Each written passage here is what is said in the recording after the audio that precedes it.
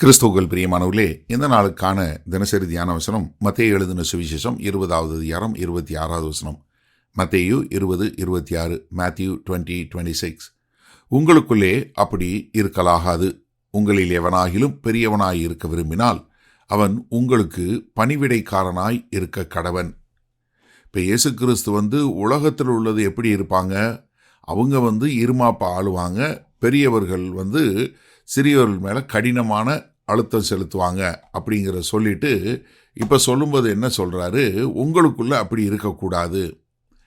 ஏன்னா இங்கே உலகம் எப்படி இருக்குது, நம்ம எப்படி இருக்கோம், உலக தலைவர்கள் எப்படி இருக்கிறாங்க, நம்ம தலைவர்கள் எப்படி இருக்கிறாங்க, அதை எதிர்மறையை சொல்லி கொடுத்துட்டு இங்கே ஒரு கட்டளையாக கொடுக்குறாரு. உங்களுக்குள்ளே இப்படி இருக்கக்கூடாது. என்னுடைய ராஜ்யம் உலகத்தை போல நடைபெறாது. ஏன்னா ரோமர் 12:2 சொல்லும்போது உலகத்திற்கு ஒத்த வேஷம் தெரியாமல், இப்போ பிலாத்துக்கிட்ட கேட்கும்போது நீ ராஜாவான்னு சொல்லும்போது ஆமாம், என்னுடைய ராஜ்யம் இந்த உலகத்துக்கு அடுத்த ராஜ்யம் இல்லை என்று சொல்லுகிறார் இல்லையா கர்த்தர். அதனால் இங்கே சொல்லும்போது இது உங்களுக்குள்ளே இப்படி இருக்கலாகாது. உங்களுக்குள்ளே யாராவது பெரியவனாக இருக்க விரும்பினால் என்ன சொல்கிறாரு? அடுத்து சொல்கிறாரு, நீங்கள் எப்படி இருக்கணும் அப்படின்னு சொல்லக்கூடியதா. பெரியவனாகணும் இருக்கணும் அப்படின்னு சொன்னால் நீங்கள் என்ன பண்ணணும்? நீங்கள் உங்களை தாழ்த்தக்கூடியவங்களா இருக்கணும்.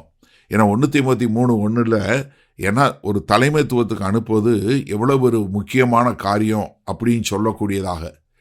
அப்போ நீங்கள் யாராவது தலைவனாக இருக்க விரும்பினா நீங்கள் என்ன பண்ணணும்? நீங்கள் பணிவிடைக்காரனாக இருக்க வேண்டும். அப்போ உலகத்தில் பெரிய ஆளுங்கிறது யார்? எவ்வளோ பேர் உங்களுக்கு வேலை செஞ்சாங்க அப்படிங்கிறத வச்சு நீங்கள் பெரிய ஆளுன்னு சொல்லுவது. ஆனால் பரலோக ராஜ்யத்தில் பெரிய ஆளுனா யார்? எவ்வளோ பேருக்கு நீங்கள் பணி செஞ்சீங்க.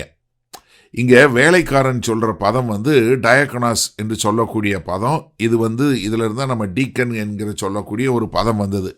டயக்கனாஸ்னால் யார்?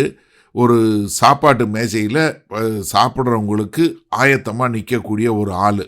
மற்றவருடைய அன்றாட வாழ்க்கையில் அவங்களுடைய தேவைகளை சந்திக்கக்கூடியதாக, அது மாத்திரமல்ல மற்றவருடைய தேவையும் தனக்கு முன்னாக போடக்கூடிய ஒரு காரியம். அதனால தான் பிலிப்பியர் 2வது அதிகாரம் 5வது வசனத்திலிருந்து 7வது வசனத்தில் வரைக்கும் கர்த்தராகிய இயேசு கிறிஸ்து அவர் தேவனுடைய குமாரனாய் இருந்தும் அவர் என்ன அடிமையின் ரூபம் எடுத்து மனுஷ சாயலானார். நமக்கு ஒரு முன் உதாரணமாக கலாத்தியர் 5:13 என்ன சொல்றாரு? ஒருவருக்கொருவர் அன்பினாலே நீங்கள் ஊழியம் செய்யுங்கள் என்று சொல்லக்கூடியதா. அப்போ நீங்கள் பெரிய ஆளு அப்படின்னு சொல்லக்கூடியது எவ்வளோ பேர் உங்களை ஊழியம் செய்கிறாங்க உங்களுக்குங்கிறத விட்டு நீங்கள் எவ்வளோ பேருக்கு ஊழியம் செய்வீங்க அப்படிங்கிறதான் பரலோக ராஜ்யத்தில் ஒரு பெரியவனாக இருக்க முடியும். அப்போ பரலோக ராஜ்யத்தில் பெரியவனாக இருப்பதுங்கிறது பூமியில் உள்ள தலைவர்களுக்கு எதிர்மாறானது. அப்போ இங்கே பரலோக ராஜ்யத்தில் ஒரு தலைவனாக இருக்கிறவன் என்னவா இருக்கணும்? வேலைக்காரனாக இருக்க வேண்டும் என்று சொல்லக்கூடியதா. சரி, இந்த நாளில் இந்த வசனத்தை நம்ம எப்படி எடுத்துக்கொள்வது?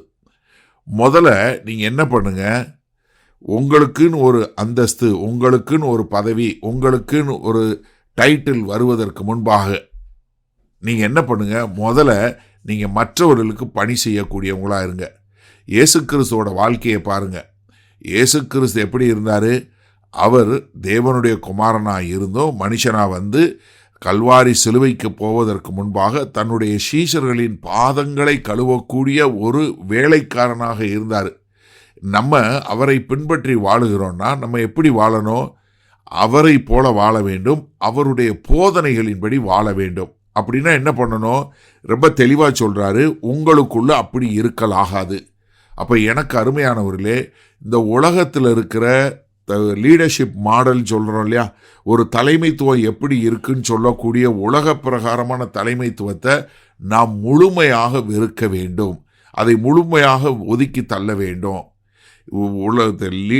தலைமைத்துவம் என்கிறது மற்றவர்களை கட்டுப்பாட்டுக்குள்ளே கொண்டு வருவதல்ல, இல்லை ஒரு பதவி வைப்பதல்ல, இல்லை மற்றவர்கள் தங்களை அங்கீகரிக்க வேண்டும் என்பது அல்ல.